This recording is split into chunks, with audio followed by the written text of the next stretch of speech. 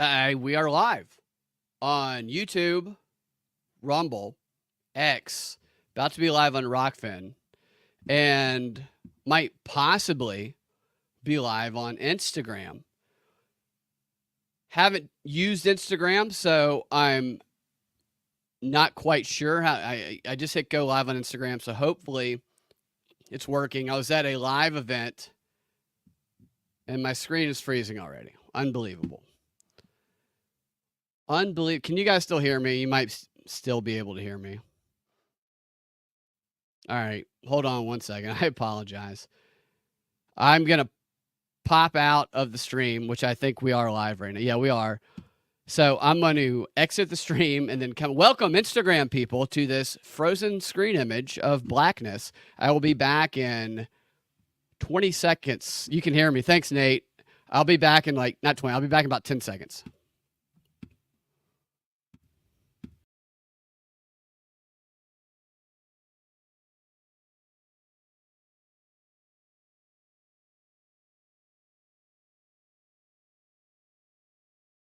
All right, I'm back. That's what I get for trying something new. Total blackout immediately. I don't ever know what the factor is that makes that happen, but it does happen periodically.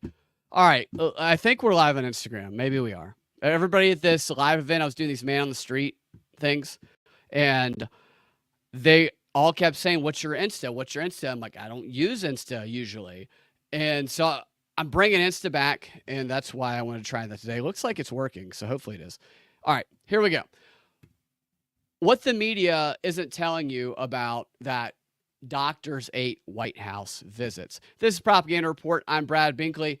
Share the show today with a friend if you like it. If you don't share it at all. Share a different show or do nothing, whatever. It helps the show if you share the ones that you like. Helps us grow. It helps us survive and continue to move forward. So how many of those people who are riding with Biden do you think would get in a car that he's driving? I'd like to know who the real ride or die, or perhaps ride and then die, Biden supporters are. And I say we put their loyalty to a test in a reality show. The most hardcore Biden supporters who are still on board have to get in a car with the president and ride around with him for 30 minutes in heavy traffic at night while it's raining. We'll give them one stop even. They get one stop after 15 minutes, and if they're still alive, they can decide whether to stay or go. And then the next 15 minutes, same conditions, except they're on a winding mountain highway road, surrounded, 2-lane road, surrounded by truckers and big rigs. I think that would be a fantastic way to see who's really riding with Biden. The survivors can get a cabinet position if Biden wins, or a beach from Kamala or her hubby, Imhoff, whatever his name is. Whatever, who cares? To each their own. What did Judge Joe Brown, I don't know if you saw this clip. I don't have this clip pulled up. I do have some other clips, but not this one. What did they say? He called her Come Queenla Imhoff was what he called her for her ability, her skill that she used to get to the top. Whoopi, you think Whoopi would? Oh, I saw that, Nate, about what Whoopi said about everybody uses the bathroom in the It's just disgusting, really. Yeah. And my designated FBI agent keeps messing with it. It's probably, I don't know. Sometimes you think you get the tech figured out. And like I always say, CNN, they have dozens of people working behind the scenes. Us podcasters, it's usually us, sometimes one other person. Most of the time, it's me and the co-host, and that's it. And we do have the technical glitches. But this top story that everybody's talking about today, or yesterday, and continuing through today, is this doctor, which, by the way, this story, they're leaving out some details that I find important that I'm going to point out that nobody in the media is covering. But it's this story that this Parkinson doctor visited the White House 8 times in 8 months. And a nice, perfect fit there. 8 times in 8 months between July of last year and March of this year, which included one visit with the president's personal physician. This according to the White House visitor logs. I can put the White House visitor logs on screen. I've looked through the White House visitor logs before, but I forget about them. But I don't think the media does. The media always cites them in reports and stuff. So I think that they are pretty familiar with these visitor logs. Can you guys see that? All right. So according to those visitor logs, that's how many times this guy has visited. And the White House would not confirm or deny if this doctor was advising on President Biden's personal care, saying in a statement that a wide variety of specialists from the Walter Reed system visit the White House to treat thousands of military personnel who work on the grounds. How about just confirming or denying it? That would clear things up, but we know that the vagueness of it is what keeps us hooked and enthralled and divided and ruled. They never clear anything up. This is how it works with all of these questions surrounding the media. In ordinary life, when questions like this arise, people answer them. Or they leave them vague and their marriages and friendships and everything else in their lives spin out of control because the vagueness causes people to distrust those that they're friends and in relationships with. But not the media and not our government. What they always do, this is a main tenet of how they control and divide and rule us, is they leave questions that are very easily answered, vague and unanswered, so people can speculate and fight with each other. They could just say, he was there to see Joe, he wasn't. But they don't. They don't do that. Even that doctor who wrote that letter didn't really do that when you read the actual letter. It was a very confusing letter. And why? Because apparently, if you haven't seen that story, Biden's personal physician put out a letter in defense of Joe, giving some context to why this guy, this neurological consultant, they call him, why he visited the White House. And that letter is a very confusing letter. First question is, why didn't the doctor himself just put out a letter? They always do this. Why didn't the actual person in question put out a freaking letter? Okay? Well, why has it got to be somebody else on this person? Can he not? Is he like Joe? He can't write or do. They have the other guy do it. It's always to confuse and bewilder. And this is no different in my opinion. So also, before moving on to the rest of the story, most of us don't need evidence of 8 visits by a neurological doctor that may or may not have gone to see Biden to convince us that Biden has some issues. Most of us have known that for a very long time, since he was in the basement, maybe before that.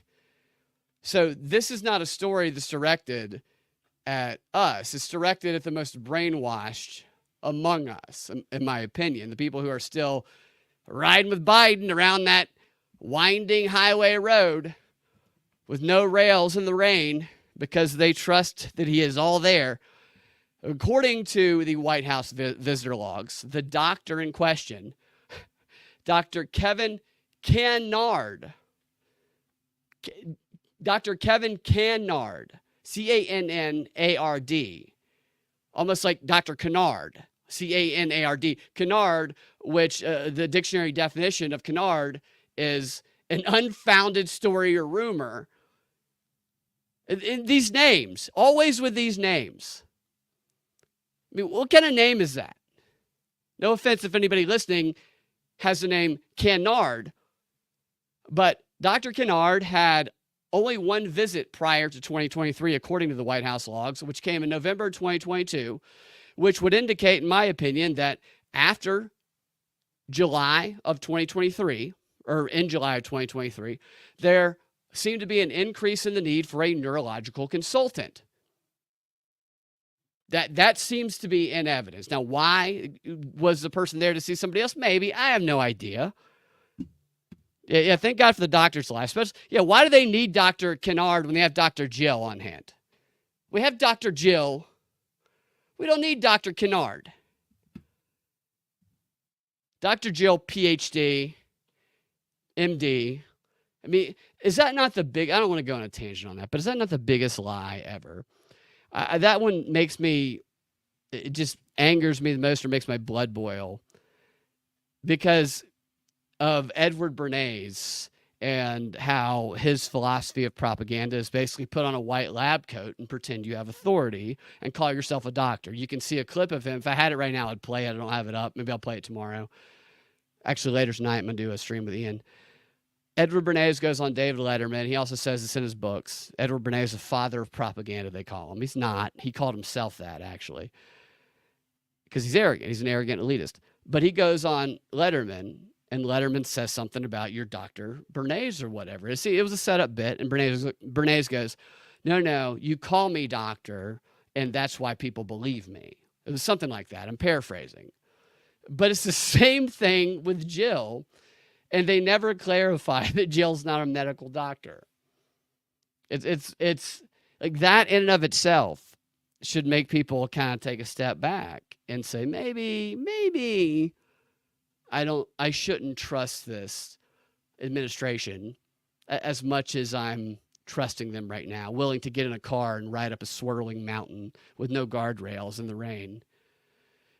Same with every administration. We should distrust every administration. We should be distrusting first, in my opinion. And they should have to earn our trust, not with personality, not with the way they say and do things that we like, but with information that we can corroborate and confirm. We should evaluate the information. That's my position.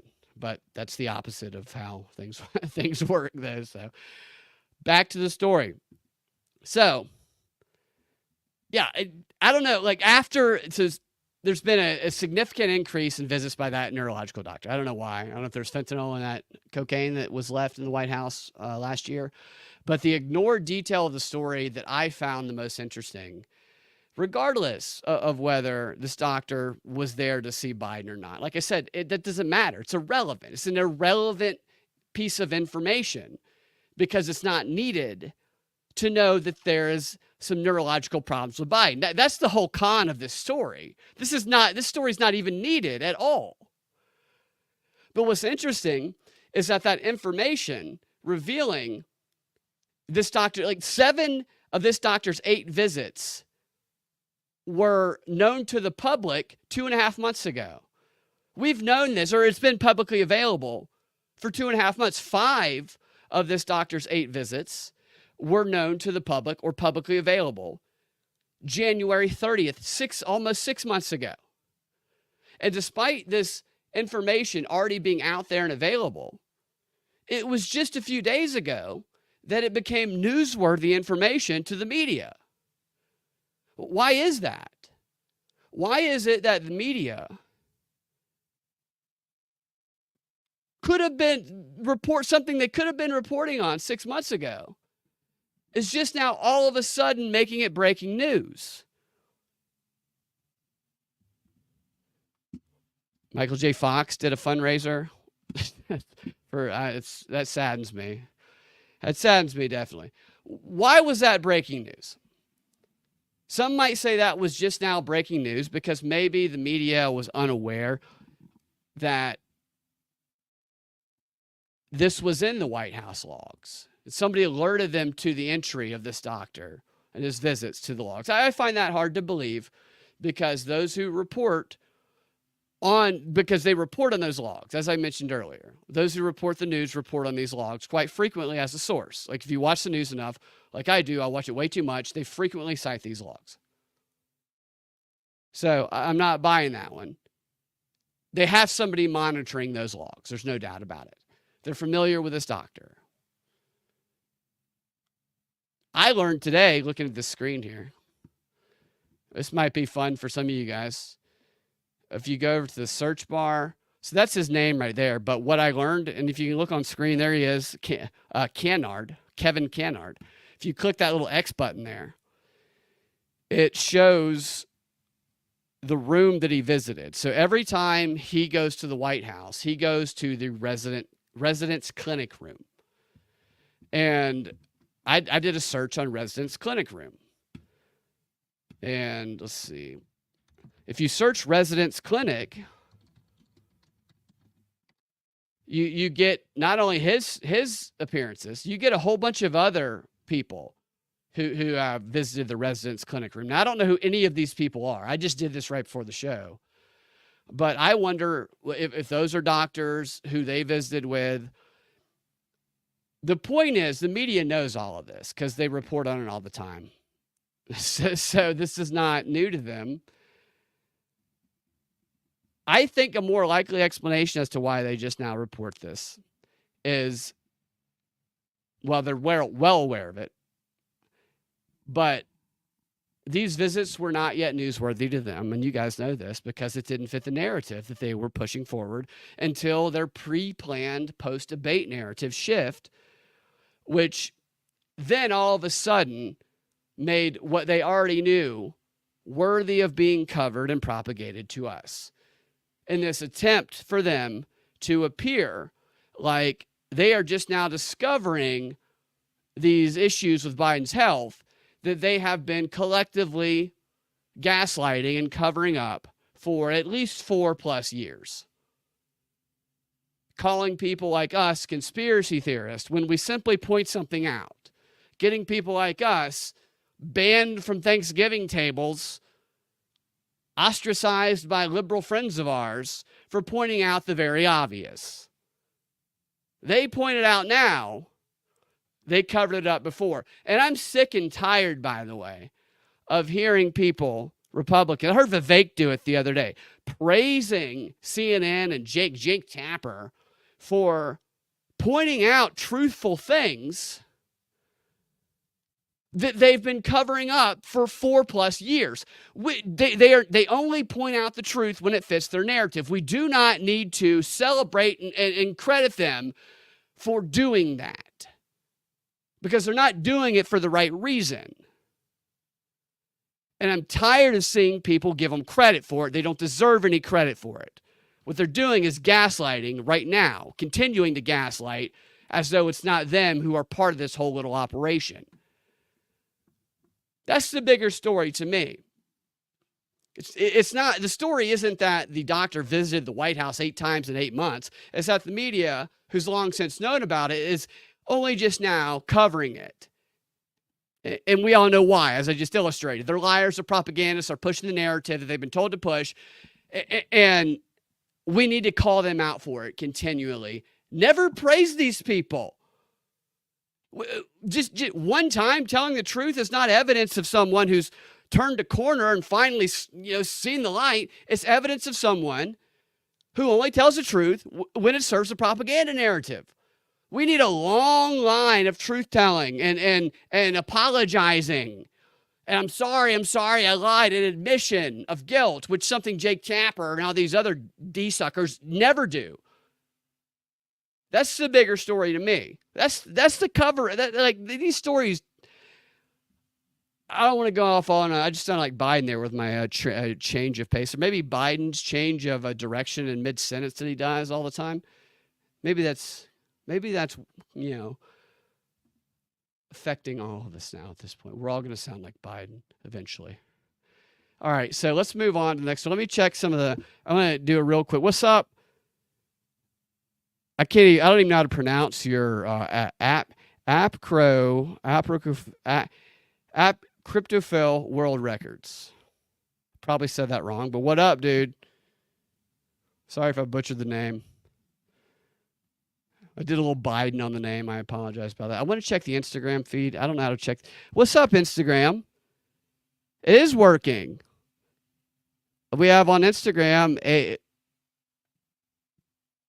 ABXicon. My screen's a little small. It's kind of hard to see. It says that Dr. Jill is as much of a doctor as Dr. Pepper. I completely agree with that. So cool. I'm glad the Instagram feed is working.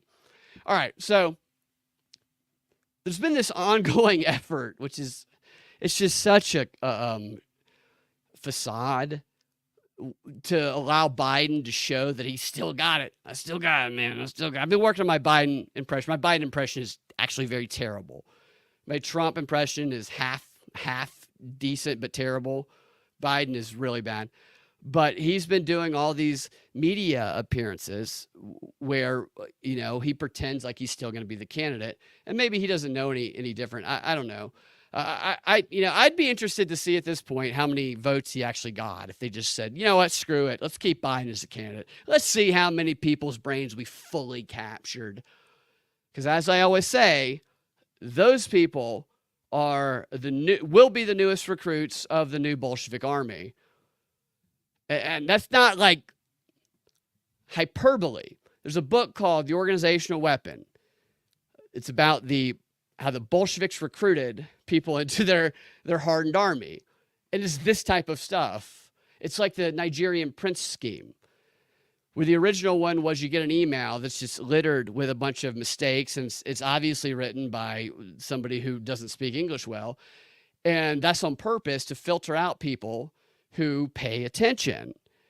But anybody who reads the thing about the Nigerian prince scheme, it was like, we'll give you this money if you do this, and sees all the errors and then goes forward with it, then you've got a mark. The con has hooked a mark.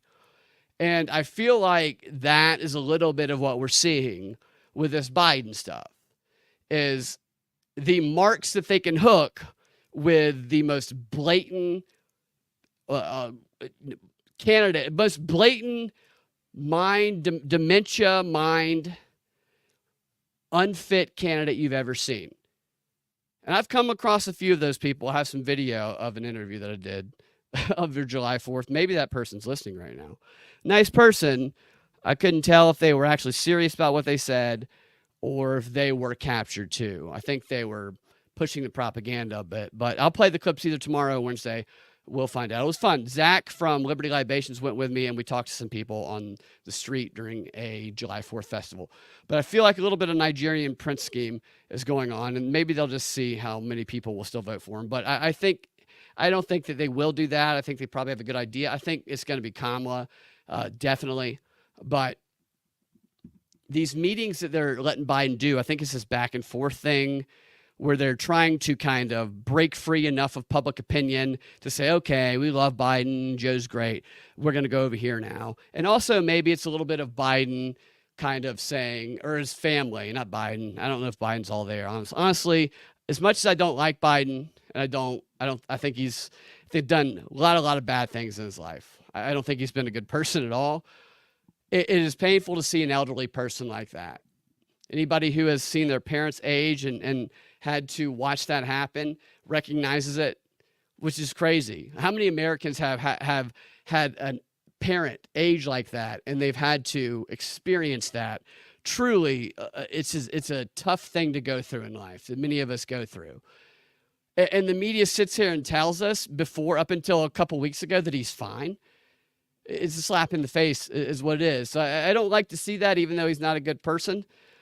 I think we're going to Kamala, but they're trying to make it look like he's better in all these meetings.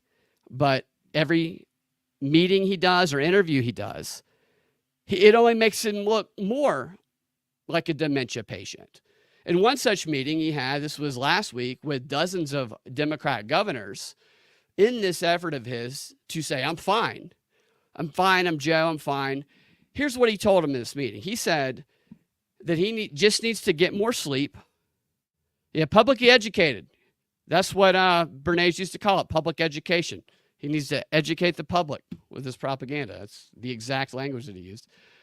In the meeting, Biden told these dozens of Democrats that he just needs to work fewer hours, get more sleep, and avoid events after 8 p.m.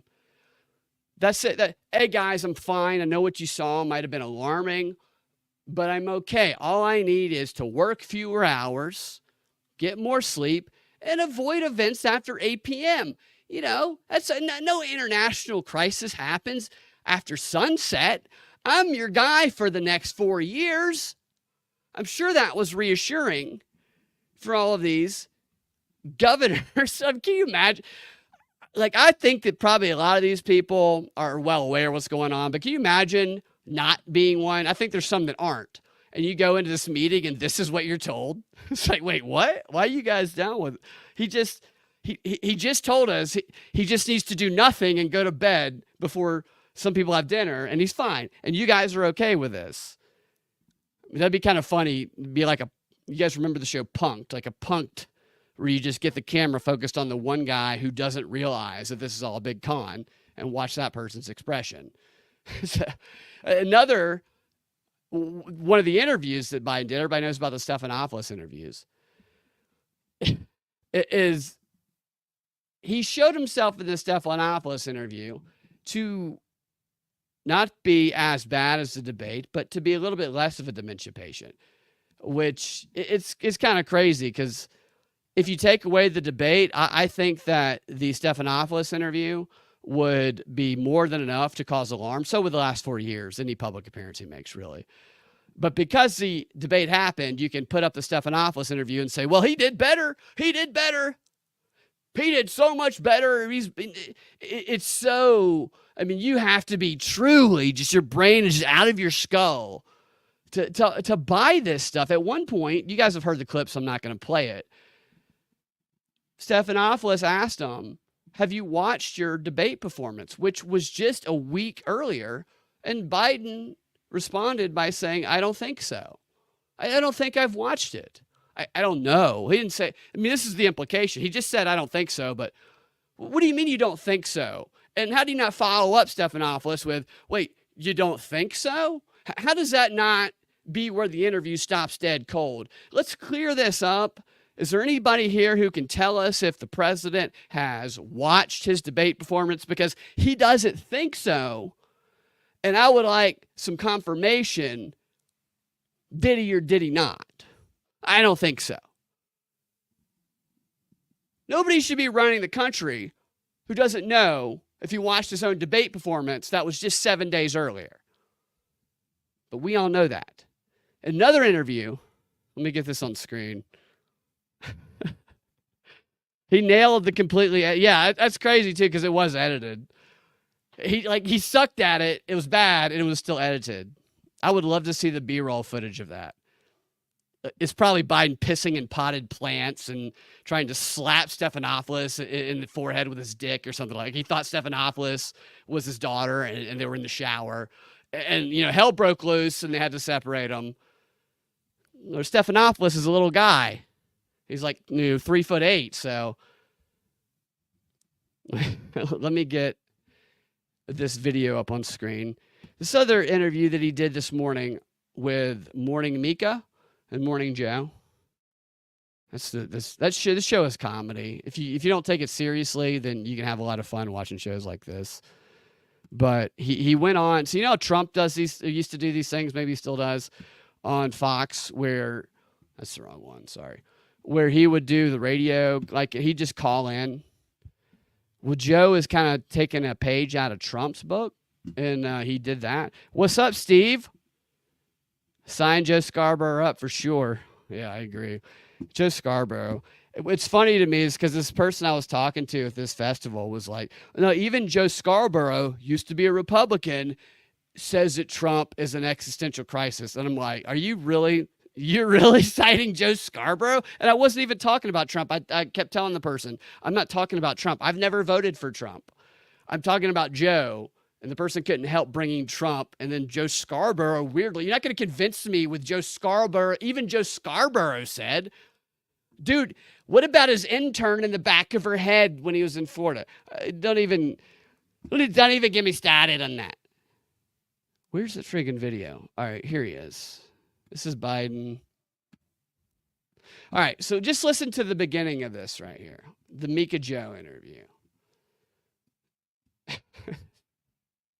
Now for something a little different, and from inside the White House, we have a special guest joining us now, the 46th President of the United States and presumptive Democratic nominee Joe Biden, calling in to Morning Joe right now. Good morning, sir. Hey, Mika, I'm more than presumptive. I'm going to be the Democratic nominee. There you go. Right off the bat, this is your grandfather trying to tell you something funny. In the old folks' home. Look at Mika. Maybe Mika's acting a little there because the whole idea is to make Joe look senile. I mean, we all know he looks senile, but again, this is all for specific groups of people who are captured.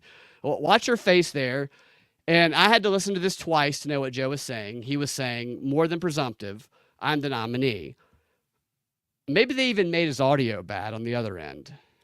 I don't know. Now for something a little different, and from inside the White House, we have a special guest joining us now, the 46th President of the United States and presumptive Democratic nominee Joe Biden, calling in to Morning Joe right now. Good morning, sir. Hey, Mika, I'm more than presumption. I'm going to be the Democratic nominee. There you go. Okay, well, No, I mean, they have the face like they're looking at their grandfather speak, and they're like, "Oh, we're here with Grandpa. We're gonna be, whatever." And personally, I don't know how Joe. Look at his face, Jimmy. I don't know how Joe keeps that kind. I don't know how he keeps such a straight look on his face with a butt plug in. Which Mika never lets him leave the house without. Later on in this interview, I guess you can call it an interview, asking about, I can't even remember what the question was because Joe didn't answer it, but this was his response to a question from butt plug Joe Scarborough.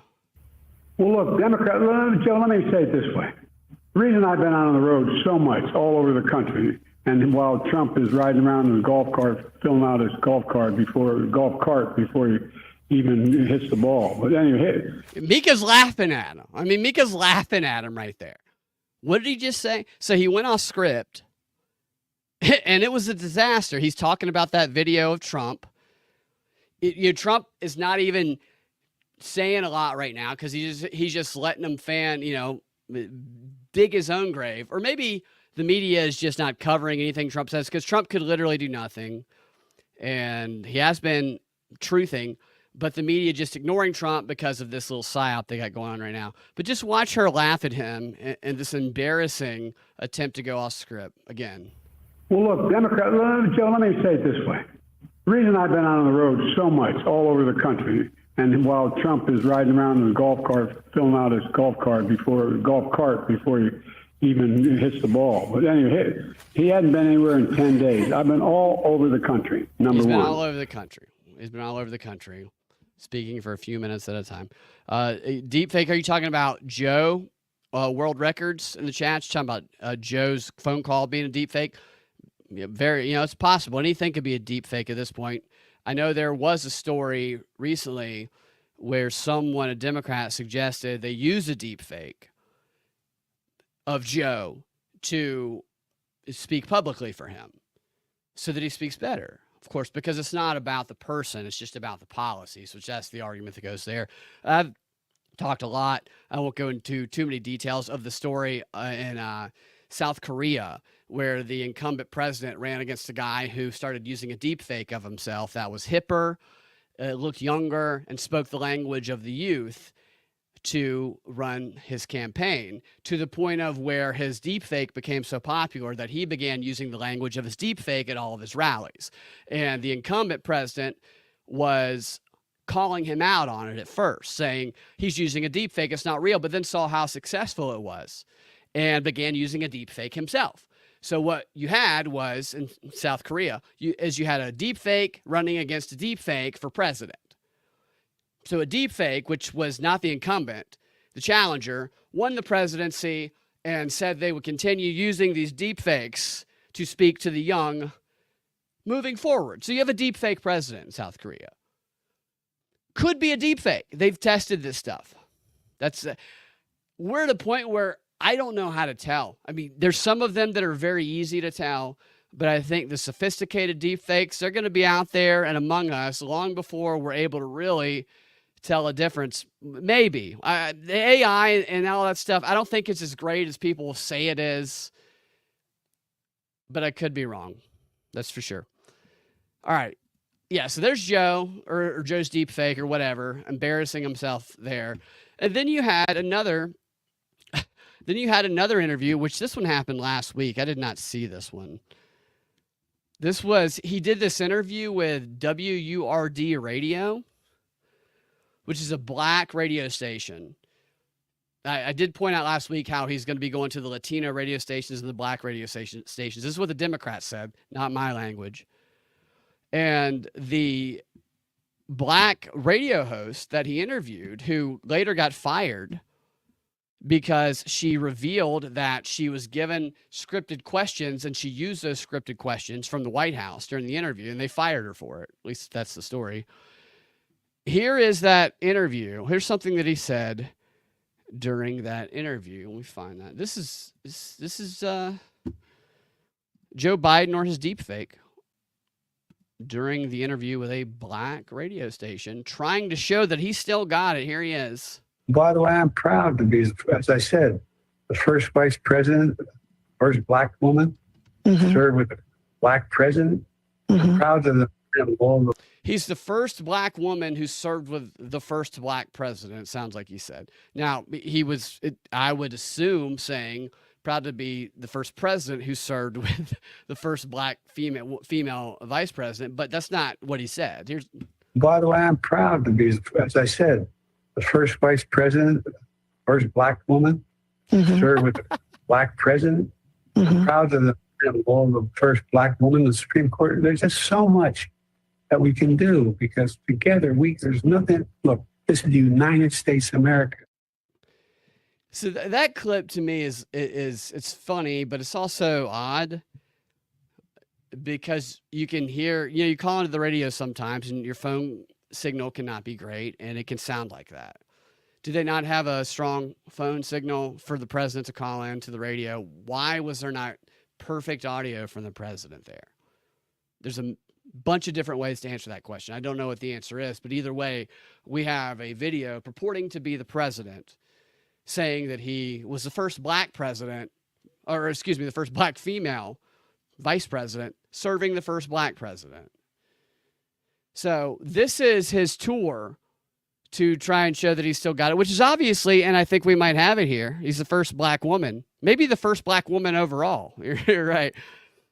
But this could be part of this, like a ritual humiliation thing going on. I don't know.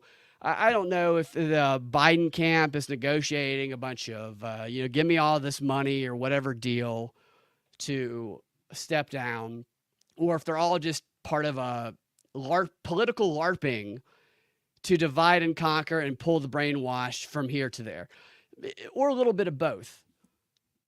But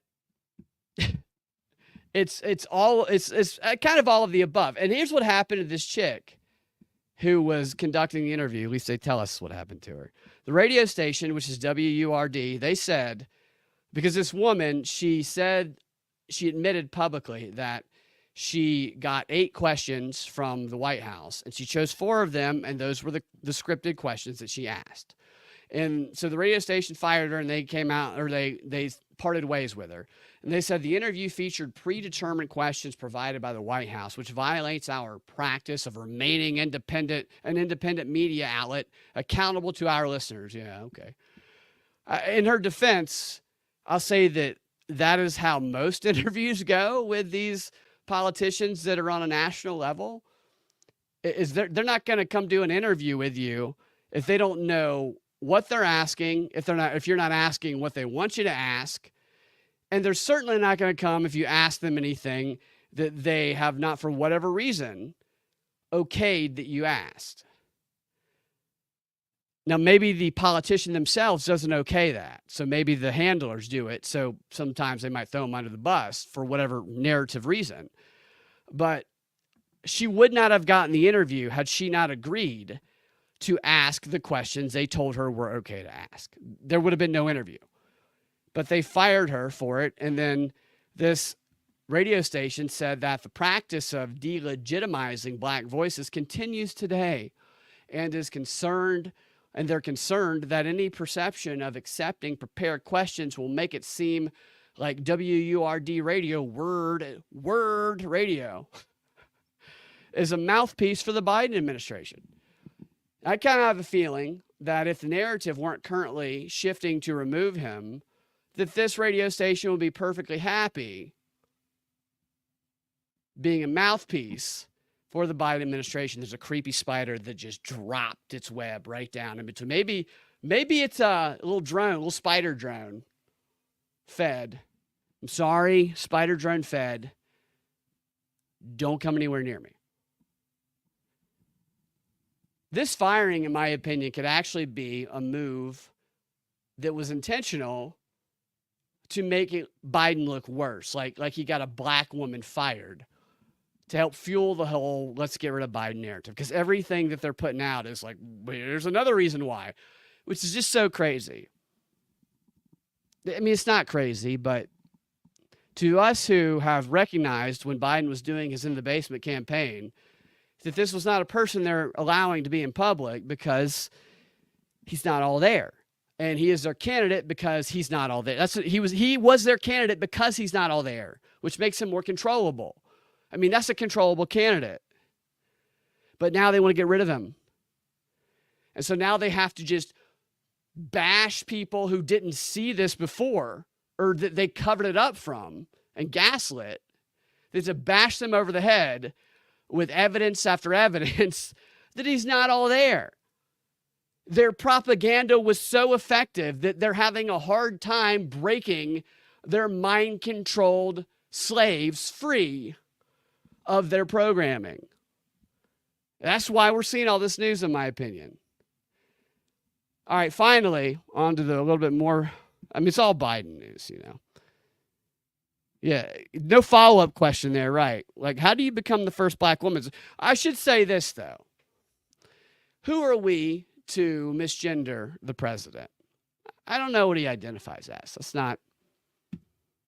That's not my call. Maybe he had. I always thought Trump should have ended his presidency by saying, it's been, I'm telling everyone to stand down and stand by, but it has been an honor to be the first black female. I identify as a black female. It's been an honor to be the first black female president of the United States. That would have been the best troll ever. And while it would have pissed people off back then, might have actually won a few appreciation troll votes at this point. Who cares? All right, so the Blitz primary. Did you guys see the story about the Blitz primary? I thought this story was interesting, not because I think it's going to happen, but because I think it's a reflection of culture, and it could happen in the future, which our TikTok modeled driven culture, which I'll get to that in a second. But this is from Semaphore, which is a very weird publication, but the idea of this Blitz primary here. Sorry, hold on. Blitz primary could open up Democratic race if Biden drops out. This was an idea that was proposed by someone named Rosa Brooks, who's a Georgetown University lawyer or law professor, and who served in Obama and Clinton's administration, and she was a policy advisor to Biden in 2020, and she teamed up with this venture capitalist Democrat donor. Here is their idea. First bullet point of their idea. What do they say? Anything interesting up here? No, screw that. Biden would step down as Democrat nominee in mid-July. That's like a week from now. And he would announce the new system. He would just announce a new system with the backing of VP cum Queenla Imhoff, as Judge Joe Brown called her, Kamala Harris. I'll have to play that Judge Joe Brown clip tomorrow. It's hilarious. He's talking about Kamala Harris.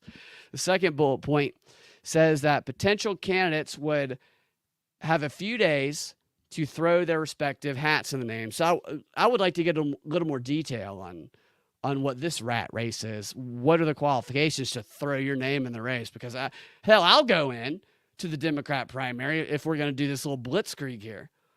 And then they say the Democratic Party would then begin a primary sprint in which the 6 candidates who receive the most votes from delegates pledge to run positive-only campaigns in the month leading up to the convention.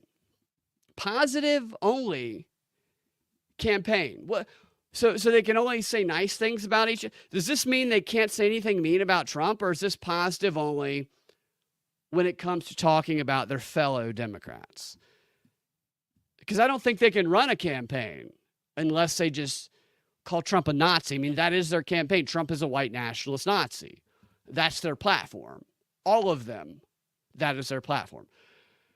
Then the third bullet point says that the Blitz primary would involve weekly forums with each candidate moderated by cultural icons, and they, in parentheses, they put Michelle Obama, aka Mike, Oprah, Taylor Swift. They are among the names floated in the memo that would be used to engage voters. So, okay, that's disgusting. I mean, that Taylor Swift, is anybody, I guess I shouldn't say anybody.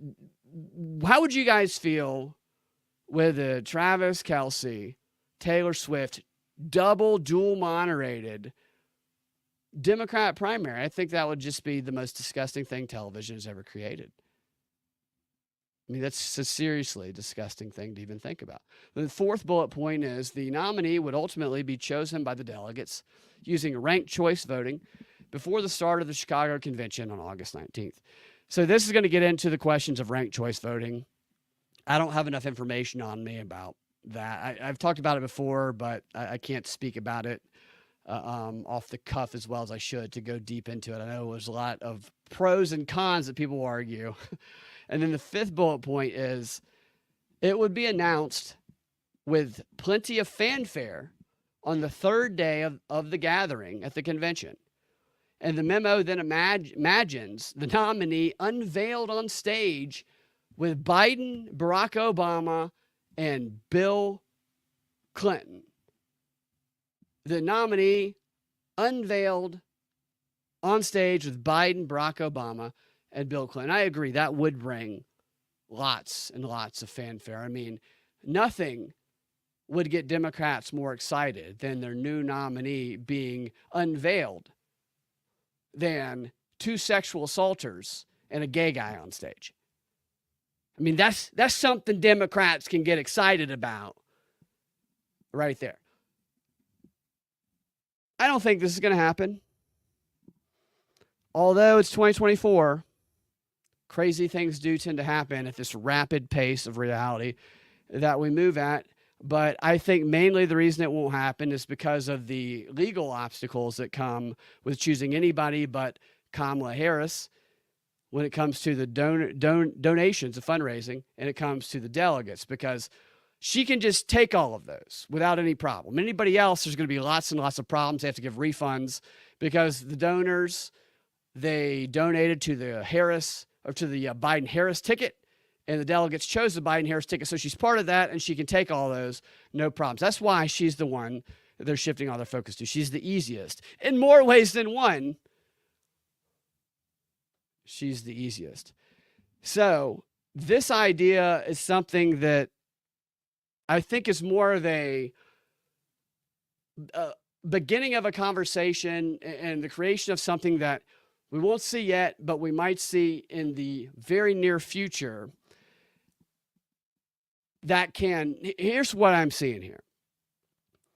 This like blitzkrieg type thing where we had this rapid, you get like a month and a half or however long it was to show who you are. It's almost reality show style. It really is, which Trump kind of was the king of that for a while, a long time ago, and the Democrats are catching up to it. But in this age of TikTok,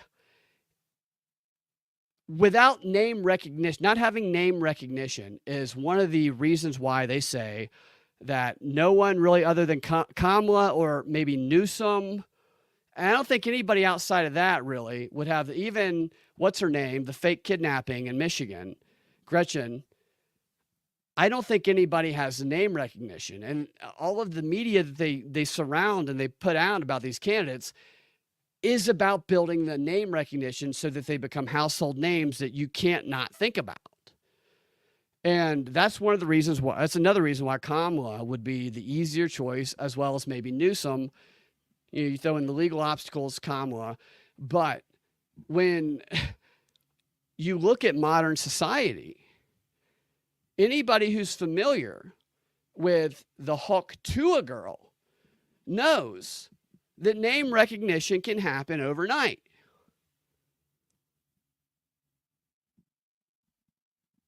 Whether or not it can be sustained, that's a different story.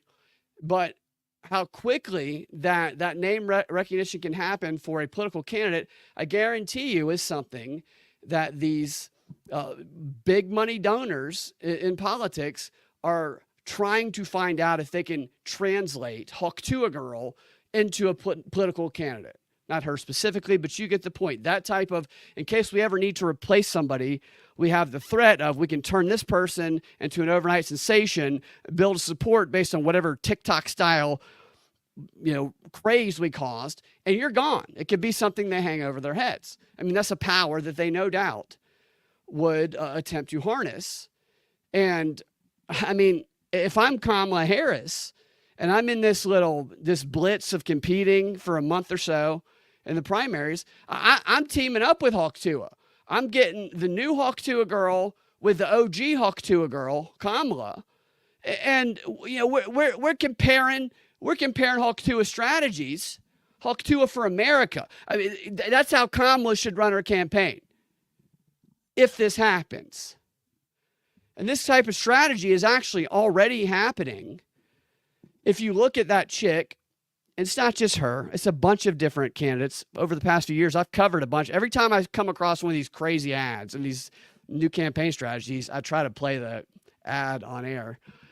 But that chick who is running, I can't remember her name, for the Minnesota Secretary of State, she's like a 25-year-old chick, and she's like working out in every single one of her vids, doing pull-ups, and her ad is basically like, stop being a pussy, make Minnesota great again, or whatever it is.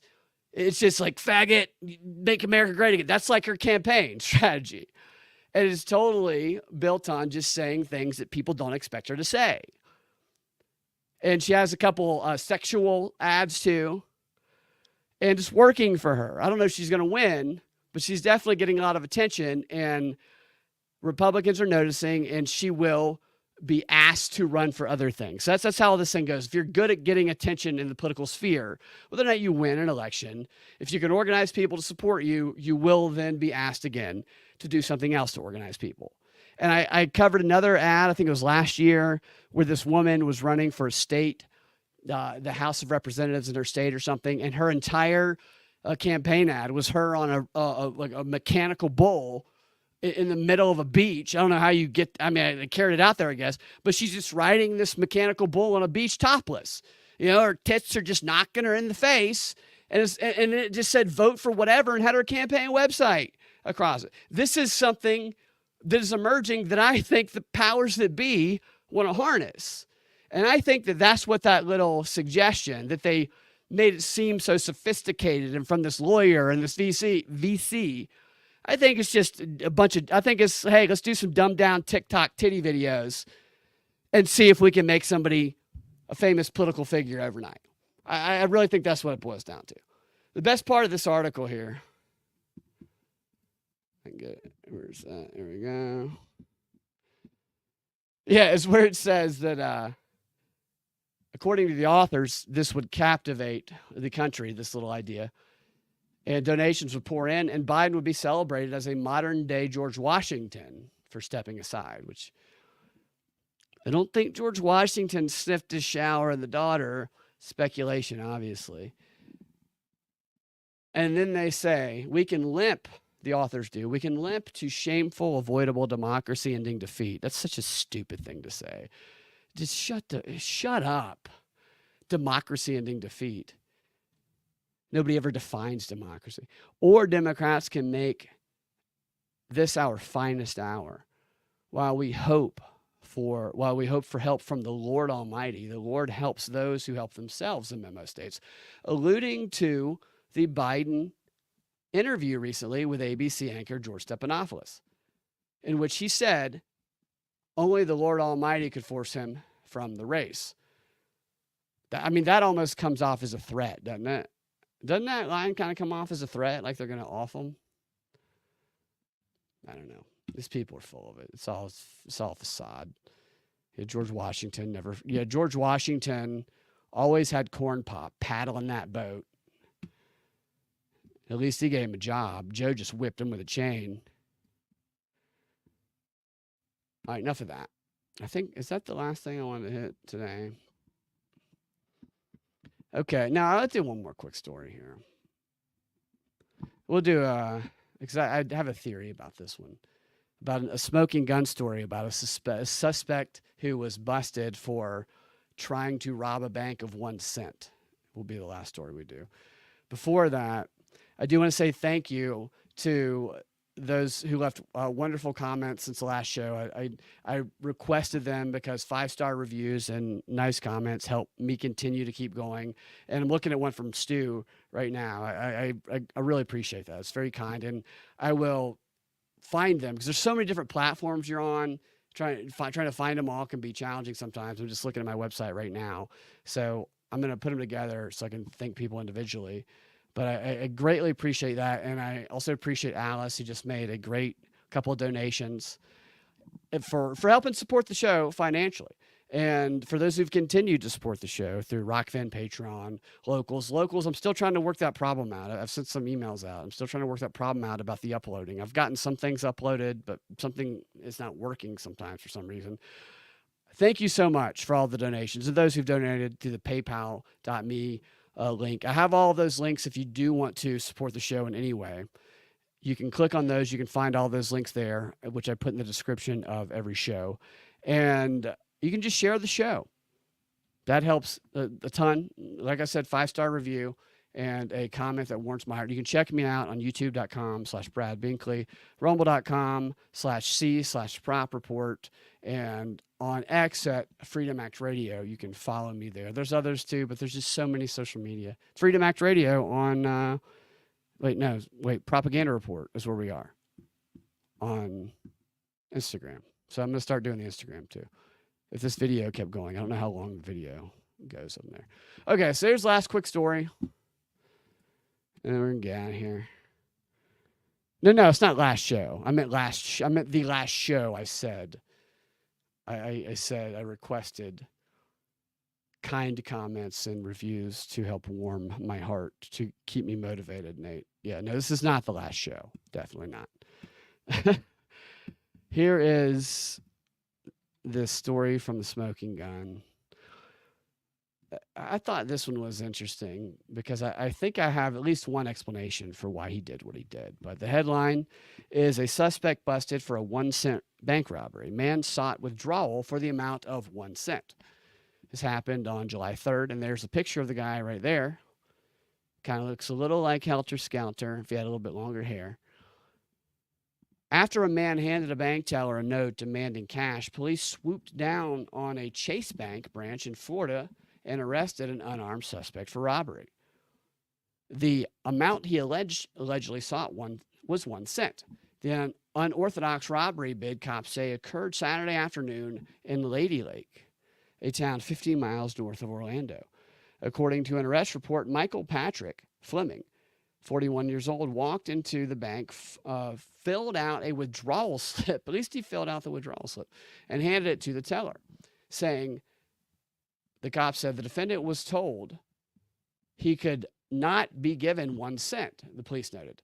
After being denied the penny, Fleming, who does not have a Chase account, because don't try to get a penny out of Chase without an account, reportedly told the teller, quote, "So you want me to say the other word?" I don't know what that word is, but you want me to say the other word. The teller was in fear that possible violence was imminent. Take a penny out of your pocket, teller. And that teller then notified the police after the fear that violence was imminent for not giving the penny. When it's almost like panhandling for a penny to the teller. When police responded to the 911 call, Fleming was still inside the bank. He was taken into custody and transported to the Sumter County Sheriff's Office, where he agreed to be interviewed by investigators. Fleming said he initially went to Citizens First Bank. That's where you always go if you want a penny, you want to rob a penny, which was closed before he drove to the nearby Chase Bank. I thought all banks closed at the same time. I guess maybe not in Florida. After confirming the bank employee's account of the episode, he then said, most of the time the way tellers are trained, if someone comes in to rob you, you give them the money and you let them go. So maybe he's done this. He's been robbing pennies from hundreds of thousands or millions of banks and getting himself rich, maybe. Fleming claimed that he was expecting the teller to give him $1, adding that he would then sit in the chair and wait for law enforcement. Fleming advised that his goal was to be arrested. He wanted to be arrested. That plan worked to perfection, the article says, with Fleming being collared on a felony robbery count.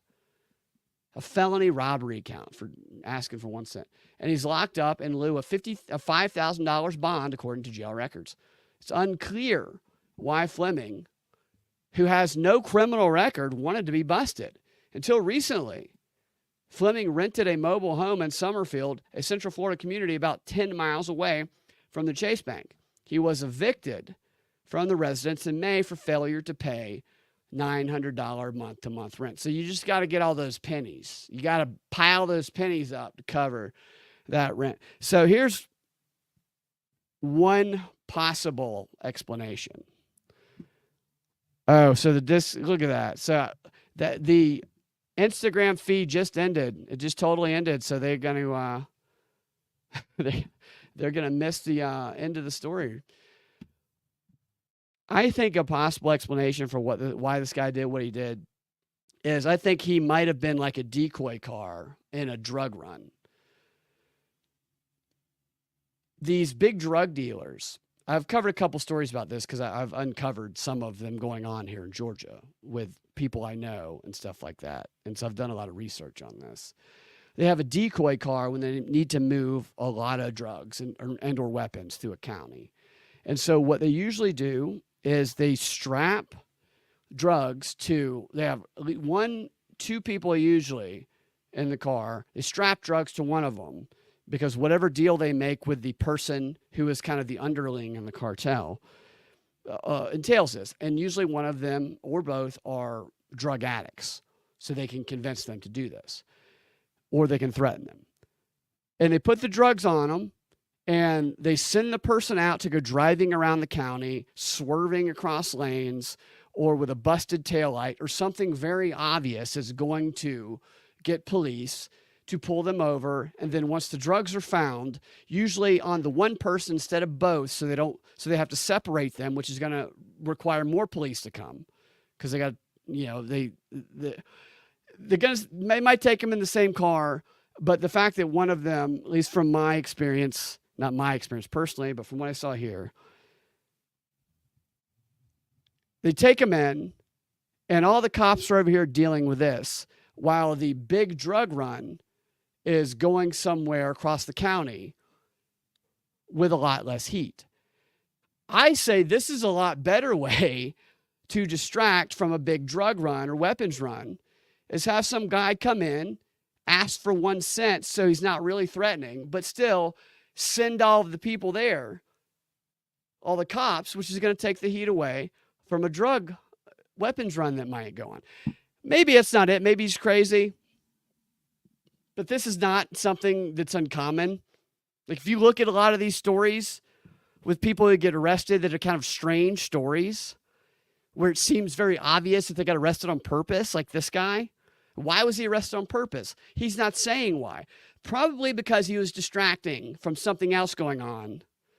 It always makes me think of Die Hard 3. Most of you probably haven't seen Die Hard 3, but at one point in Die Hard 3, and not at one point, but throughout the movie, they have John McClane and who was the other character's name? I can't remember the character's name. Samuel L. Jackson's character, running around town trying to solve all of these puzzles. And as Simon says, you have to solve the next puzzle. But at one point, John McClane goes, after a kid points it out, he goes, because he's like, what are you doing, kid? Because the kid's stealing something. And the kid goes, it's Christmas around here because there's no police around. And John McClane goes, they're going after the Federal Reserve. Because it dawns on him that everything's been a big distraction. I think that's what that story is. But I'm also a conspiracy theorist. And yeah, that's where I'm going to end that right there. Who knows? I wish they told us these stories. So they have to show these stories in Florida because of the law. It makes it seem like this only happens in Florida. Stuff happens everywhere. It's crazy stuff. Yeah, it is a great movie. I actually really like Die Hard 3. It's a lot better than Die Hard 2. For sure. All right, guys. Thank you guys for hanging out in the middle of the night. I appreciate it. And we'll talk to you next time. Have a fantastic rest of your day. We'll see you guys tonight. Check us out at 8:30 tonight. We'll be back, me and Ian, and we'll have a good time. See y'all later.